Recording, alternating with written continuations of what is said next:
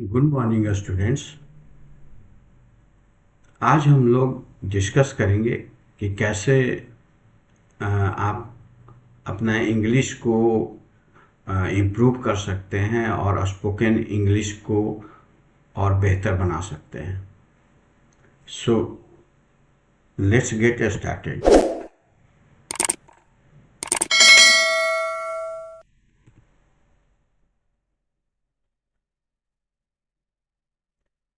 इसके लिए मैंने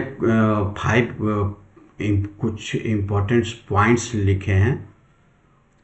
तो उसमें सबसे पहला है स्ट्रॉन्ग वोकेबलरी।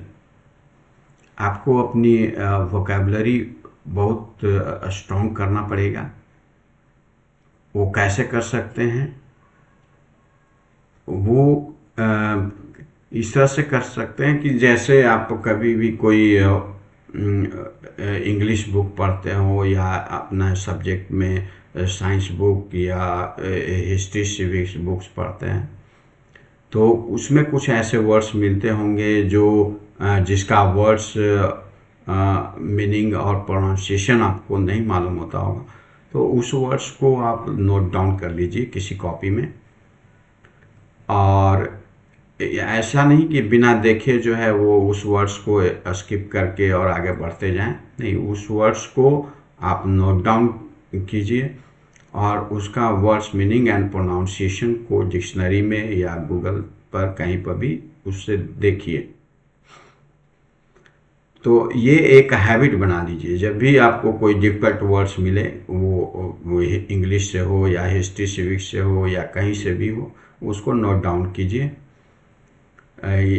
तो इस तरह से आप अगर करेंगे तो आपके धीरे धीरे जो है वह, इसमें टाइम लगता है इसको वोकेबलरी बनाने में। कंटिन्यूअस प्रोसेस है, आपको 1-2 साल मेहनत करना पड़ेगा इस पर, तब आपकी वोकेबलरी जो है वह अच्छी हो जाएगी। सेकंड सेकंड पॉइंट है ग्रामर। This is grammar.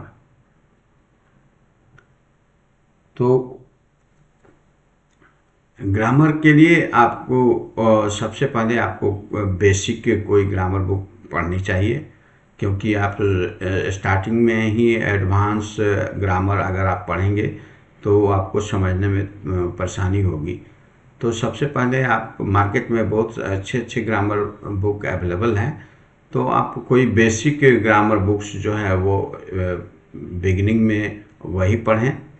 और जब वो पढ़ लें तब आप एडवांस के लिए, एडवांस ग्रामर बुक के लिए सोच सकते हैं। बहुत लोग को ये कहना है कि स्पोकन इंग्लिश के लिए ग्रामर पढ़ना कोई ज़रूरी नहीं है। तो मैं नहीं समझता ये बात सही है।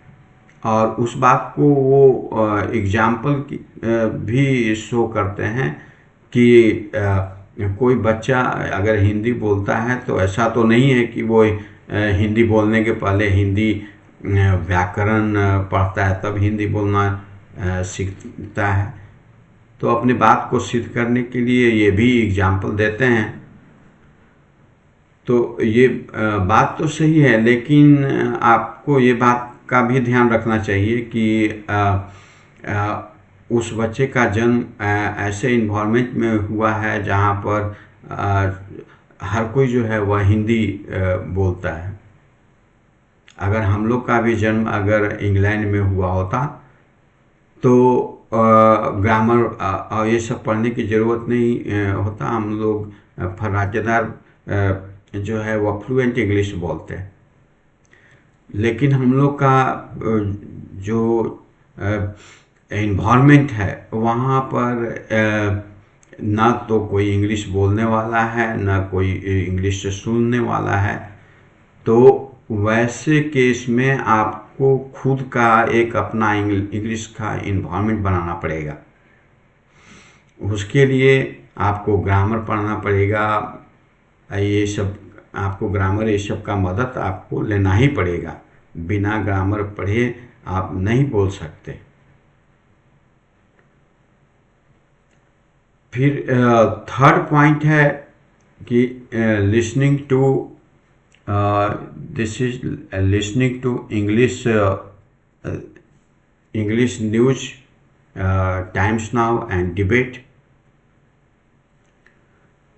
फोर्थ पॉइंट है reading English newspaper and a story. So third points देखिए, लिसनिंग टू इंग्लिश न्यूज मैं सजेस्ट करूँगा टाइम्स न्यूज, एक टाइम्स नाउ एक चैनल है, टाइम्स ऑफ इंडिया का ही है, इंग्लिश न्यूज चैनल है, तो उसको आप फॉलो कीजिए, उसको सुना कीजिए। शाम में 7 से 11 बजे तक उसमें सिर्फ इंग्लिश डिबेट होता है, जिसमें इंडिया के बहुत से स्कॉलर्स पैनलिस्ट होते हैं। उस डिबेट में एक पैनल होता है, उनको सुना कीजिए, और वहाँ से जो वो सभी जिस वर्ड्स का ये सब यूज करते हैं, जिसका मीनिंग आपको नहीं मालूम होता है, उस वर्ड्स को आप नोट डाउन कीजिए, उस पर ध्यान दीजिए कि कौन से वर्ड्स को वो सब यूज करते हैं। तो और नंबर 4 है reading English newspaper and stories. English newspapers और स्टोरीज पढ़ा कीजिए। उसमें भी जो सेंटेंसेस का स्ट्रक्चर है, सेंटेंस का जो स्ट्रक्चर होता है, उस पर आपको ध्यान देना चाहिए कि सेंटेंस में क्या कैसे है, सब्जेक्ट क्या है, उसमें वर्ब्स कौन सा यूज हुआ है, कौन सा टेंस है, ये सब पर हर सेंटेंस पढ़ें तो उसको आप ये सब ध्यान रखें। फिर इंग्लिश स्टोरीज पढ़ें। और लास्ट पॉइंट है कि have confidence of speaking in English language no matter how good your English is. आप कोशिश कीजिए इंग्लिश में बोलने का। वो कोई ज़रूरी नहीं है कि आपकी इंग्लिश जो है वो किस लेवल में है। आपको कैसा भी आप इंग्लिश जानते हैं, आप उसको स्टार्ट कीजिए बोलना। कोई भी देखिए, पहले कोई भी चीज़ आदमी सीखता है इंसान, तो सबसे पहले वो गलती करता है। अपना गलती से ही, बिना गलती किए हुए कोई चीज़ नहीं सीखा जा सकता। यहाँ तक कि कोई बच्चा जो है वो चलना सीखता है, तो उसके पहले वो कितने बार गिरता है। वो हिंदी भी बोलना शुरू करता है, तो उसके पहले बहुत वो गलत हिंदी बोलता है। धीरे धीरे जो है वह फिर उसका सुधार वो करता है। तो इंग्लिश एक फॉरेन लैंग्वेज है, इंटरनेशनल लैंग्वेज है, और इसको हम लोग ये समझ लेते हैं कि सब एकदम सब सही हो जाए, एकदम जब बोलें तो सही ही इंग्लिश बोले तभी शुरू करेंगे, तो ये पॉसिबल नहीं है। आप जिस तरह का जैसा भी इंग्लिश जानते हैं, आप उसको बोलना शुरू कीजिए। मेरे एक दोस्त हैं, वो स्कूल में पढ़ाते हैं, मेरे साथ ही पढ़ाते हैं। उनका कॉन्फिडेंस मैं देखता हूँ तो दंग रह जाता हूँ। वो कोई भी है, जब भी कभी भी जो है, या 10 आदमी 15 आदमी के सामने जो है वो अपना इंग्लिश से शुरू कर देते हैं। और खास की बात है कि उसमें जो बोलते हैं उनका एक भी सेंटेंस सही नहीं होता है, लेकिन कॉन्फिडेंस आप देखिए, वो थोड़ा सा भी हेजिटेशन नहीं होगा। वो 10 आदमी, कौन आदमी बैठा हुआ है, 15 आदमी बैठा हुआ है, वहाँ पर जो है वो इंग्लिश शुरू हो जाते हैं। मेरी इंग्लिश अच्छी है, लेकिन मैं पहले हेजिटेट किया करता था कि लोग जो है वो गलत बोलेंगे तो लोग क्या कहेंगे या लोग हंसेंगे। लेकिन मैं उनको देखता था तो आश्चर्य करता था कितना कॉन्फिडेंस है उनको अपने इंग्लिश पर। तो उस तरह का आपको कॉन्फिडेंस आपको डेवलप करना पड़ेगा। तो ये 5 पॉइंट्स हैं जिसको आप हमेशा ध्यान में रखें, और इस पे जो है वह कोशिश कीजिए ये सब करने का। अब नेक्स्ट टॉपिक्स है पर्सन्स एंड नंबर्स। ये मैं इसलिए डिस्कस कर रहा हूँ कि जब मैं आगे पढ़ाऊँगा तो पर्सन्स एंड नंबर्स का यूज बहुत ज़्यादा होता है, ये सब मैं यूज करूँगा तो फिर समझ में नहीं आएगा। तो बहुत बेसिक है, इसलिए आप लोग जानते भी होंगे, लेकिन कुछ कुछ जो नहीं जानते होंगे उनके लिए मैं बता रहा हूँ। पर्सन्स 3 पर्सन्स होते हैं, first person, second person, third person. और नंबर भी 2 होता है, सिंगुलर नंबर, प्लूरल नंबर। तो फर्स्ट पर्सन वो होता है, फर्स्ट पर्सन वो होता है कि जिसमें आप स्पीकर होता है, बोलने वाला स्पीकर है ना, वक्ता जिसको बोल सकते हैं, जो बोल रहा है उसको फर्स्ट पर्सन बोला जाता है। फर्स्ट पर्सन के सिंगुलर नंबर में आई होता है और प्लूरल नंबर में वी होता है। Third person, second person listener होता है, जो आप बोल रहे हैं वो सुन रहा है। तो अगर सिंगुलर नंबर में है तो यू हुआ, और प्लूरल नंबर में है तो भी यू ही होगा। फिर है थर्ड पर्सन वो होता है जिसके बारे में बात किया जाता है। तो थर्ड पर्सन सिंगुलर नंबर में आएगा ही, सी, इट, ये सभी आएगा, ही, सी, इट।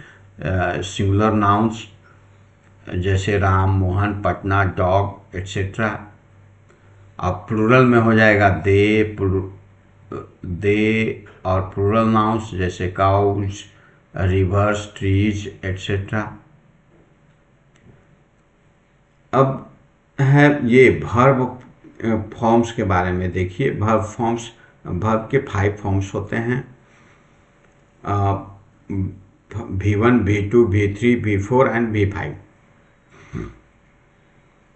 तो ये V1 को प्रेजेंट, V2 को पास्ट एंड V3 को पास्ट पार्टिसिपल भी बोला जाता है।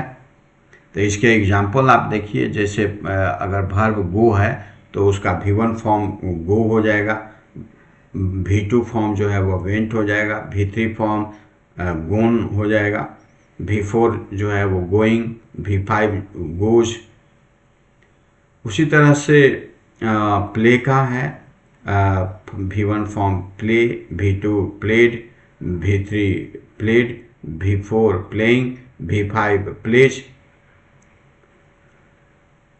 फिर है रन, तो उसका V1 फॉर्म जो होगा वो रन, V2 फॉर्म रैन, और V3 run, V4 running, V5 runs. तो